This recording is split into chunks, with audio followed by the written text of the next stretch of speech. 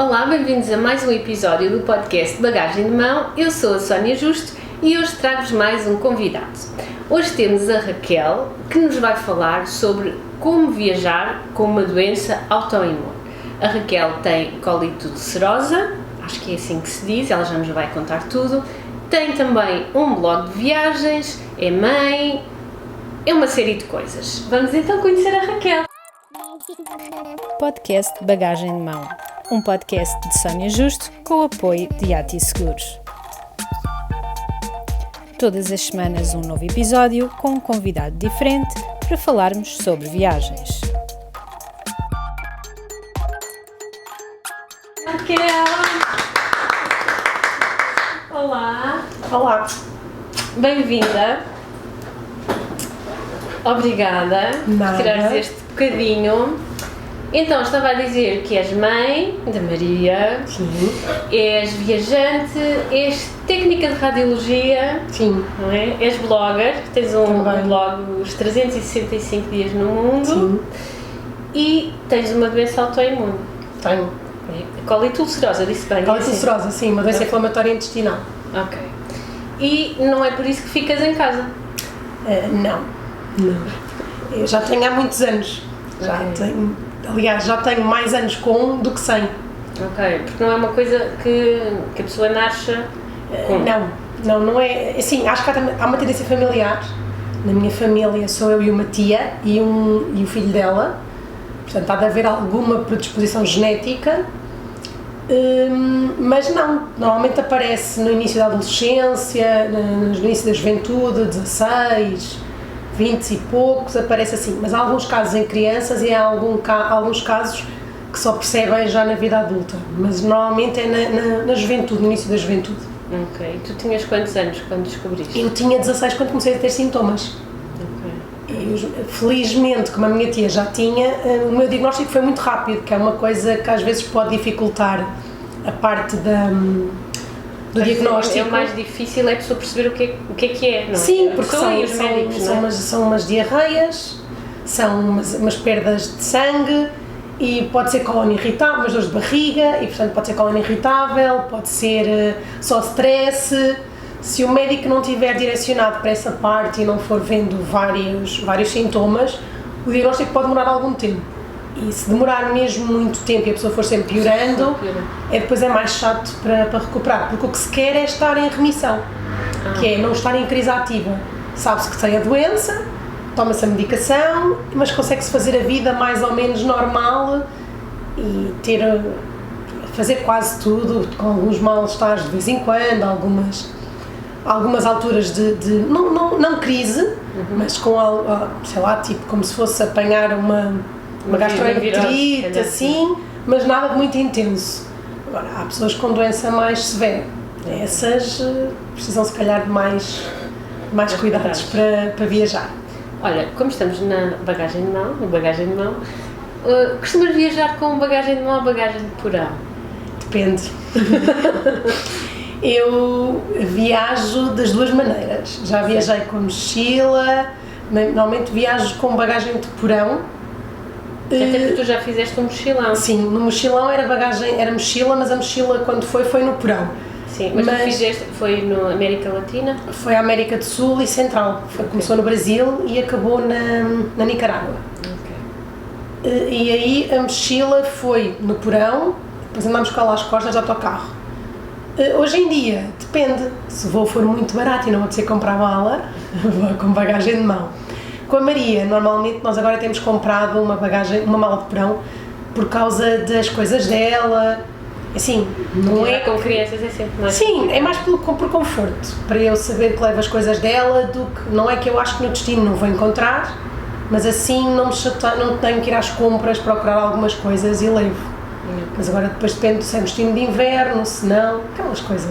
Diz-me uma coisa, tu quando viajas, tu tens sempre, por exemplo, há pessoas que me dizem, eu viajo sempre com roupa para uma semana, independentemente de ir uma semana, 3 meses ou o que seja, porque depois lava-se. Ou não, ou tu planeias sempre de acordo com o tempo que vais?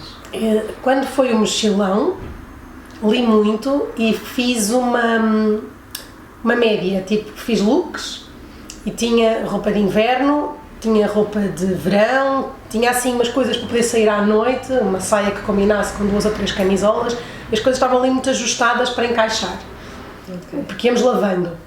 Hoje em dia, por exemplo, para a Maria eu levo, dependendo se for uma semana, levo a roupa para uma semana e mais 3 ou 4 mudas, porque eles sujam-se imenso. Para mim, depende. Normalmente levo, se calhar hoje em dia já me preocupo mais, por causa do blog, com as fotos, e sou capaz de levar alguns modelitos, não nada de vestidos tipo vaporosos, mas sou capaz de me preocupar um bocadinho mais com isso e levar alguns conjuntos com a finalidade de encaixar. Eu por acaso faço ao contrário, porque eu acho que cada vez levo menos roupa, porque penso muito no lavo no destino, e porque cada vez também acho que aparece menos no blog. Sim. Ao início acho que aparecia mais e agora tipo, não me apetece aparecer tanto. Sim, eu percebo isso. Agora, eu às vezes penso, depende dos destinos. Há destinos onde, olha, um vestido aqui ficava bem. Penso assim, um acessório, um lenço de cabelo, que é assim uma coisa. Sim, mas eu também já fiz isso. Mas não levo assim, não sou. Dá para lavar a roupa, mas viajar 5 meses, eu ter que lavar roupa em lavatórios e depois perceber que esquece, mais vale pagar uma lavandaria. Não, eu penso muito na lavandaria, naquelas self-service. Sim, acho que é a solução isso ideal. Eu já tenho feito nessas self-service. É a solução ideal e aí tens de preocupar um bocadinho com as cores. Tens que preocupar, por exemplo, aí ou levas muitas camisolas brancas para fazer uma máquina de claros, né? Ou então não levas roupa branca para não correr riscos. Exato. E, por exemplo, no mochilão tínhamos essa preocupação de serem coisas que pudessem ser lavadas em conjunto, porque essa coisa dos lava-assistentes, isso é mito. Há de haver quem consiga fazer, mas não, a roupa ao fim de 2 ou 3 vezes não fica bem, precisa de ir à máquina. Claro. E o que é que não pode faltar na tua bagagem de mão? Os medicamentos. Essa parte. Podia dizer muita coisa, mas a verdade é que a minha prioridade são os medicamentos. Esses sim também vão um para cada dia e mais, se for uma semana vão para aí 10 dias, se for um fim de semana vão mais 2 dias. Sim. Se for uma viagem longa, vai. E tu já tiveste problemas com medicação em viagem? Já, no mochilão, sim. Eu tinha a minha mochila, uma mochila da Ray, que é uma marca americana, que abre em cima, e eu levava, são saquetas, eu levava as saquetas todas dentro daqueles sacos do IKEA que fecham. E tinha a declaração do médico também numa mica a dizer que é a minha medicação habitual e uma cópia da receita. Tinha isso tudo fechadinho e ia sempre em cima, com um cadeado também, mas para, se tivesse que abrir a mala, ser uma coisa de fácil acesso para conseguir mostrar o que era. Aconteceu-me na fronteira da Argentina com o Chile, que a fronteira é muito grande e nós fazemos muitas vezes a viagem de lá para cá, porque às vezes não é mais fácil circular. Imagina que estás no sul do Chile e queres ir para o norte, há alturas em que é mais fácil voltar à Argentina, fazer a Argentina e depois voltar a passar para o Chile do que o contrário, por causa da Cordilheira dos Andes. E então houve uma das fronteiras onde eu fui parada e passou no raio-x, pediram para abrir para ver e depois a pessoa tem que explicar porque é que tem, sei lá, então eu ia com a ideia de viajar 1 ano e eu levei medicação para 8 meses. Acho eu, sim, e depois a minha mãe tinha mais receitas em casa para mandar se fosse preciso, ou se alguém fosse ter connosco, para levar. Mas é para não precisar, mas quer dizer, eu cheguei a ter, portanto, 8 meses vezes 30 mais ou menos. Tinha muitas saquetas, aquilo acho que era 1 kg e tal, 2 kg de medicamentos. Aquilo é um pó, certo? Aquilo é uma saqueta assim com um grânulo. É assim uma saqueta prateada, com umas letras, como se fosse um pacote de açúcar, mas um bocadinho maior. Sim. E ou seja, aquilo é vistoso, né? Depois a senhora ficou assim a olhar. A minha sorte nessa vez, que foi a única vez que tive chatices, foi uma das funcionárias da alfândega, também tinha, e reconheceu logo, explicou às colegas, ela tem razão, ela precisa disto. Ok, porque ela tinha a mesma doença que tu. Okay. Senão ia ter que explicar, e depois aquilo depende da boa vontade da pessoa. Tudo bem que em espanhol não seria muito difícil, mas depende da boa vontade da pessoa achar que, não, isto não é tráfico, sim, é para uso pessoal, pode passar. Ok, e as receitas? Tu tinhas as receitas, mas a declaração médica, tinhas em que línguas? Tinhas em várias línguas? Tinha só em português, e depois é que pensei nisso.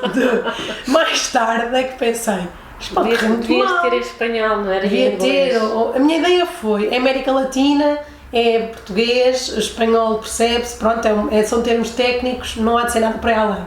Depois mais tarde pensei nisso, devia ter mandado a traduzir isto. Na altura não pensei muito nisso. Sim. O que é que tu achas que é diferente na tua forma de viajar, de planeares a viagem, pelo facto de teres a doença? Há destinos que para ti são logo um não, por exemplo a Índia? Eu falo muito nisso, que sim. Também tem a ver com a forma como as pessoas descrevem os destinos. E há um tipo de viajante que gosta do freestyle e da loucura e de andar como vivem os locais, e depois trazem histórias em que não vão acontecer. Eu não vou para a Índia para ficar 3 ou 4 dias com uma desenteria, que é habitual em quase toda a gente, porque quer dizer, isso já é a minha vida normal, eu não vou de férias para isso. Sim. Portanto, a Índia, se eu não conseguir garantir que será diferente, provavelmente não vou. Já tenho falado com várias pessoas que me têm contado que nunca tiveram problemas, como é que fizeram em termos de roteiro, onde é que escolheram os restaurantes, para me garantir que não é que ir à Índia não é sinónimo de ficar doente, mas sabes como eu, que a maior parte das histórias, toda a gente tem uma história de que passou mal na Índia. Delhi Belly. Portanto, a Índia é um destino que não me atrai por causa disso. Okay. Dá que pensar. E eu só tive internada uma vez, foi em 2019, antes da pandemia, tive 12 dias internada, e era o ano em que tínhamos planeado ir à Birmânia. E eu lembro-me de ter alta, e tinha as férias marcadas, portanto eu tinha que gozar as férias. Lembro-me de ter alta e dizer à médica, eu queria ir de férias, e dela me dizer, para onde? E eu queria ir à Birmânia, e nem pensar! E eu, aliás, Raquel, eu nem recomendo ir de férias. E eu lembro-me de lhe ter dito, doutor, eu tenho isto desde os 16 e nunca acabo em parar, foi a primeira vez. Portanto, eu sei como viajar com isto. Eu quero viajar, eu posso escolher um destino aceitável, mas eu vou viajar porque eu estou de férias, não vou ficar fechada em casa depois de 12 dias no hospital, a comer comida do hospital, a lidar com casos piores que os meus, pessoas que descobriram que tinham cancros ali, que não eram operáveis. Precisava dessas férias.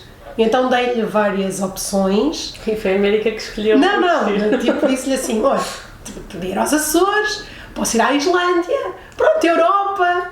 E eu tipo, pronto, vamos à Islândia, porque é preciso fazer umas caminhadas, mas não é nada assim, por aí além, é muito um destino de cascatas e das piscinas naturais, termais, e portanto achei que era um bom destino. Correu, senti-me cansada em algumas subidas. Sim, porque tinhas saído do hospital, não é? Eu fui trabalhar tipo 15 dias, 3 semanas, e depois tinha 2 semanas e tal de férias. E, portanto, ainda ia um bocado cansada e debilitada, mas acho que essas férias souberam-me super, eu estava mesmo a precisar delas. Olha, para quem não sabe muito bem o que é colite ulcerosa, eu acho que a maioria das pessoas não sabe, não é? Sim. A não ser alguém que conheça alguém que também tenha. Na prática, o que é que é? O que é? É assim, a descrição não é fantástica. Pronto, a descrição sabemos, mas é isso que nós queremos perceber, que é, ok, traduz em quê? Tens diarreia, tens dores de barriga, sangras, pronto, isto não é bonito, mas é a realidade. Sim, a colite ulcerosa é uma doença inflamatória intestinal, e há duas, que é a colite ulcerosa e o Crohn. Normalmente elas são descritas como a colite na parte do intestino grosso, no cólon, e o Crohn pode ser em todo o sistema digestivo. Assim, agora tive uma gastroenterite viral, eu lembro-me de comentar, e que a Maria trouxe da creche, e nós acabámos por apanhar todos, inclusive o meu irmão e o meu sobrinho, e o meu irmão teve que fazer há pouco tempo uma retossigmoidoscopia, e foi a descrição que eu lhe dei, que ele estava-se a queixar, que ele tem que, para fazer uma colonoscopia, o médico tem que insuflar ar, que é para o intestino abrir, e ele assim conseguir passar com a câmara. E depois, quando se vem para casa de fazer um exame desses, tem-se muitas dores, porque tem-se gases, tem o ar lá circular, ele precisa de sair, portanto dá dores. E eu lembro-me de descrever ao meu irmão, estás a ver, dói-te muito, não dói? Pronto, esta é a minha vida. Okay. Até esse internamento e até passar para os imunossupressores, para os biológicos. Imunossupressores são os medicamentos? São, sim. Eu agora tomo as saquetas, os tais tipo pacotinho de açúcar, mas também faço os imunossupressores que são em ambiente hospitalar. E o que esses medicamentos fazem é a tua imunidade. É uma treta. Não é? Porque eles. No fundo, eu vou ao hospital para o hospital me deixar debilitada. Exato. É para me baixar o sistema imunitário. Suprimissem a tua imunidade natural. Sim, sim, sim. Porque as doenças autoimunes o corpo reconhece o corpo como uma parte invasora, a agredir e ataca de volta. Portanto, o que se precisa de fazer é com que o corpo baixe essa reação. Por exemplo, eu agora com a Maria passo muito mais vezes doente como nunca tive. Apesar de trabalhar em hospital, agora não estou ainda a trabalhar, mas eu nunca tive tantas vezes doente como agora. Porque deve ser por causa dos imunossupressores e ela trazer aquelas viroses de criança, claro, tens eu agora passo muito tempo doente. E então a colite é o intestino começa a ficar em ferida, e porque fica em ferida, sangra, sai muco, que será tipo pus, e depois é diarreia, e isso faz com que, por exemplo, em mim o que faz é, tenho muitas dores, fico muito cansada, não... perco um bocado em termos o meu estado emocional é terrível e depois até me custa a pensar um bocado porque a pessoa passa a ter-me cansada e com dores que não apetece mesmo fazer nada, é mesmo ficar no sofá o dia inteiro. E depois... E as doenças autoimunes, psicologicamente... Sim, é uma doença crónica, né? Quer dizer, a pessoa sabe que tem, olha e pensa, isto vai acontecer ainda, eu tenho 30 e picos anos, se eu viver até aos 70, quantas vezes mais é que isto me vai acontecer? Portanto, há esse sentimento. E depois há hipótese de piorar. Sim, a tendência natural da doença é sempre piorar. Claro, a medicação também vai evoluindo, mas vai-se piorando. Por exemplo, é uma doença que tem muita coisa associada. Articular, oftalmológica, os medicamentos fazem cair o cabelo muda. O meu pai é de origem africana, o meu cabelo já foi muito grosso, muito encaracolado. Hoje em dia é extremamente fino e cai às mãos cheias. Em termos de oftalmologia, por exemplo, há pouco tempo fiz uma inflamação ocular, que é como se fosse uma conjuntivite, os olhos muito vermelhos, muita sensibilidade à luz. Articulações, de vez em quando vou tendo uma dor num tornozelo, começo a mancar, não sei o que é, 2 dias e passa. Daqui a 6 meses eu preciso voltar outra vez. E essa parte provavelmente vai piorando. Tenho que estar sempre atenta a sintomas, por exemplo, não faço um diário intestinal, mas tenho que ter a noção, por exemplo, quando tenho que falar com o hospital, preciso de saber se tive uma diarreia, quando é que começou, quantos dias é que foram, se teve sangue, se não teve, para lhes poder explicar, para elas perceberem se há uma crise ou se há uma virose qualquer. Sim. Essas coisas têm que se saber lidar com isso. O que é que podes contar uma crise, sabes? A mim, muita parte emocional. A mim, uma gravidez... Não sei se é comum às doenças autoimunes que a parte emocional... É muito forte, eu acho que a medicina desvaloriza um bocadinho isso. Porque eu também tenho uma doença autoimune, que é o síndrome de Tietze, que é uma inflamação das costelas do externo, e que quando há uma crise eu não consigo fazer isto, por exemplo, não consigo pegar nisto, não é? Mas não tomo medicação porque não há causa conhecida. Sim. Não há, acho que não há pessoas suficientes no mundo para fazerem estudos, porque depois tem essa questão, não é? Sim. Não há casos suficientemente, não há um número suficiente para desenvolverem os estudos. E a parte, eu já sei que a parte emocional está... Sim. Problemas no trabalho são muito fortes, muito fortes para mim em termos de... Normalmente vai logo dar uma crise. Em viagem nem tanto, porque lá está, a viagem são férias, controla-se mais ou menos aquilo que se consegue.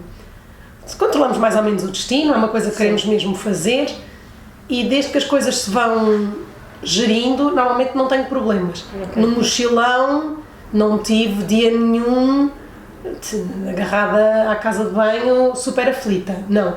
Agora, o que é que acontece? As viagens noturnas do teu carro eram um problema. Ok. Porquê? Porque tu... O tempo de viagem não descansas bem. Sim, e quando tens que ir à casa de banho, tens que ir à casa de banho, é? Eu consigo, isto são muitos anos, eu consigo, quando eu sei que preciso ir à casa de banho, mas consigo aguentar o nível de dor de não dá jeito agora, consigo ir daqui a meia hora. Ok. Mas sim, isso é um problema. Essa parte das viagens, mas em crise não consegues. Ok. Em crise não consegues controlar, portanto, é tal coisa, se eu tiver uma crise, eu não vou viajar, porque eu sei que não vou conseguir usufruir e não vou conseguir controlar essa parte. Sim. Agora, há muita gente com a doença mais severa que o dia-a-dia é esse, é não conseguir controlar. Ok. Que andam com mudas de roupa, usam fraldas, coisas assim. Eu não, mas isso existe. E há pessoas que não conseguem controlar a doença e que acabam por ter que tirar o intestino e usar sal. Ia perguntar isso, sim. Essa parte a mim assusta-me, eu sei que se vive sem intestino. Ostomizados, é isso? Sim. Essa parte eu confesso que a evolução da doença para esse lado que me assustou um bocadinho. Mas não dá para controlar o que dá para controlar. Pois, exato. O que dá para controlar é os destinos. Sim. E em relação à comida, tu tens que ter um controle das coisas que comes, ou isso influencia na doença, não influencia? Tudo o que fermenta no intestino influencia. Lactose, leguminosas, produtos açucarados no sentido de produtos produzidos, embalados, tudo que seja refinado também, não é? Tudo o que é refinado, assim, tudo o que é artificial, que é quase tudo, Sim. em exagero, sim. Isso é preciso. O café também, eu sei a minha tolerância ao café, no máximo 2 por dia, se possível, não. Mas, por exemplo, o tabaco é uma coisa engraçada, se for fumador, os médicos não recomendam parar, porque parar é pior. Okay. As pessoas quando param de fumar é pior. O fumador acaba por se acaba por não se recomendar parar, porque pode ser pior. Okay. É engraçado, não é? Manda-se parar sempre. Sim. Mas em termos de alimentação, o que eu faço é como de tudo, porque como o meu problema é na parte final do intestino, portanto, do ânus para cima, já está a absorção toda feita e a digestão. Se eu fizer muita limitação alimentar, muita restrição, vou ter que fazer suplementos, que são artificiais. Depois ainda é pior. É assim, não vale a pena. Sim. Mais vale comer com moderação. O que eu faço é reduz a lactose em casa. Não, por exemplo, nunca me vais ver ser vegetariana, porque eu não vou consumir leguminosas em exagero. E tento controlar a parte dos refinados. Okay. De não comer muita coisa artificial. Por exemplo, na viagem, eles na viagem de autocarros, provavelmente na Argentina, dão os alfajores. Que é ótimo, adoro. Não como nada, isso esquece, isso ao fim de uma viagem de autocarro só a comer isso, esquece. Comecei a ter que fazer a minha sandes, uma frutinha e o Tiago a comer os alfajores, porque não dá, não aguento. E na Bolívia também achei a comida barata, muito artificial, instantânea, e isso também não funciona. Ok. E tu costumas levar alguma coisa tua? Na Islândia eu levei tudo. Também porque a comida é muito cara, a mala ia cheia de coisas. Por exemplo, muita gente diz que não gastou muito dinheiro na Islândia porque leva instantâneos. Pões água a ferver, noodles Sim. e coisas assim. Eu não posso fazer isso, tenho que levar mesmo comida. Okay. Portanto, o que eu fiz foi, levei massa, arroz, salmão fumado, que apesar de eles serem o preço, esquece, e depois fomos comprando a carne.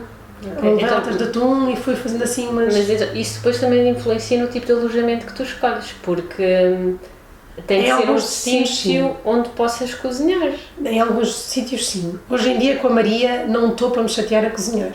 Okay. Portanto, hoje em dia já escolho hotéis com meia pensão, pelo conforto dela. Sim. Para ter a sopa, porque senão tens que fazer a sopa, depois tens que fazer o prato e acabas por perder muito tempo, as viagens são mais curtas para ser mais confortável, para não estar a ir às compras, estar a cozinhar, aquele tempo de lavar a louça, porque depois não vão ter máquina de lavar a louça, pronto, essa logística assim. E arranjas sempre o que comer, mas controlo um bocadinho a comida de rua também. Pois.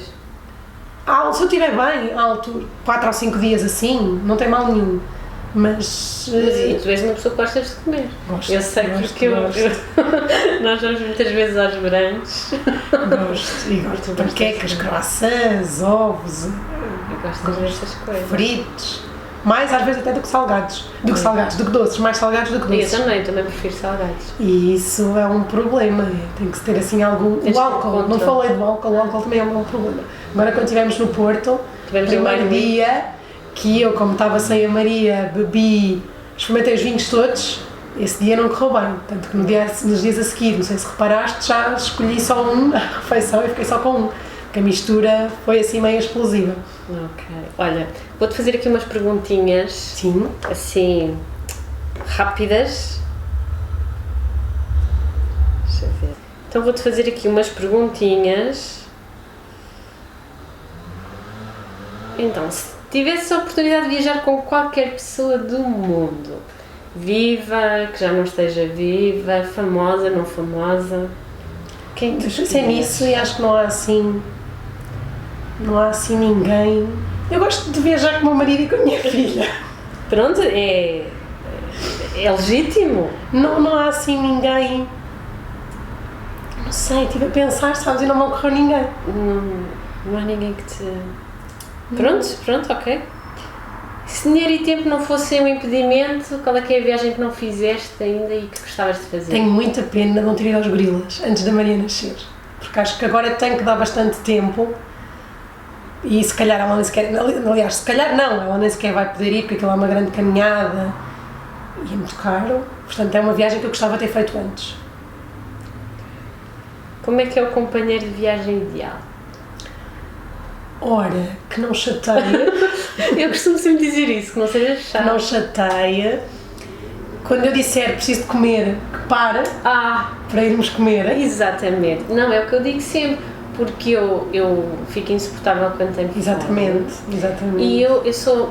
O que é que me acontece? Por exemplo, estou muito bem e depois dá-me fome assim de repente. E quando me dá fome, Tenho que uma parar para fome, comer. é uma fome assim, devoradora. É assim, Sim, tenho muita sim, fome. Estou bem, de repente tenho muita fome. E é para parar e comer. É para parar e comer. E há pessoas que não comem. Sim, não, esquece, isso não dá. E também já não vou aconteceu. comer sandes. E... Não vou comer sandes. Obrigada, Há Raquel. alturas. Raquel, tu és a Há companheira. alturas para isso. Tu és a companheira ideal. Se eu quiser comer sandes, fico aqui e vou à companhia das sandes. Pronto, tu és boa para viajar comigo, temos que ir juntas. Eu vou para experimentar a comida dos sítios. Exatamente, pronto. Eu já encontrei alguém que é exatamente como eu. Qual é que é o teu país favorito ou cidade favorita? País, Portugal. Eu acho Portugal muito completo. Claro que a pessoa... Também acho o Peru. País com muita coisa, porque tem selva, tem praia, tem ruínas, tem história, mas não desfazendo acho Portugal. Okay. E qual é que é o sítio que achas que gostavas de viver? Eu já pensei em viver, eu sou uma pessoa muito de regras e gosto das coisas de justiça, já pensei que se calhar um país nórdico, mas depois é parte do clima. A Holanda, eu achei Amsterdão muito certinho, muito aqui, é aqui que se passa. A Suíça também tem um bocadinho isso, acho que gostava de viver num país desses, mas depois também gostava de viver num país que tivesse praia, sabes, que... Não vai dar. É isso, é esse problema, depende de como é que vais. Vais para trabalhar, não tem que ser certinho. Não, mas os países nórdicos são bons porque assim, tu sabes o que é que contas, tem as regras, é aquilo, não sai do previsto. Sim. Qual é que foi a última viagem? A última foi Veneza, na passagem de ano. E a próxima? Malta. Boa. Se pudesses recomendar uma viagem ou uma experiência de viagem que achas que toda a gente devia fazer uma vez na vida, pelo menos uma vez na vida?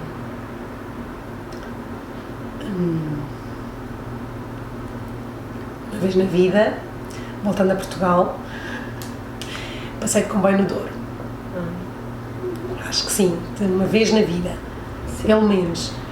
Se pudesse escolher outra, a Islândia e ver uma aurora boreal. Acho que é assim, tem mesmo, parece mesmo mágico. Acho que a primeira vez que se vê uma aurora boreal, não se tem, parece que o céu tem vida e que andam ali as almas a mexer de várias cores. É engraçado porque eu hoje, esta é a terceira entrevista que faço. Falaram nas auroras boreais. Todas as pessoas me falaram na Islândia. A Islândia tens que lá ir, a puxar. Olha, e para terminar, completa a frase, gostava que o mundo fosse? Ou gostava que o mundo fosse um sítio onde toda a gente pudesse viajar. Muito bem. Muito obrigada, Raquel. Obrigada por teres eu, tirado Sónia. um bocadinho para vir aqui. É um prazer.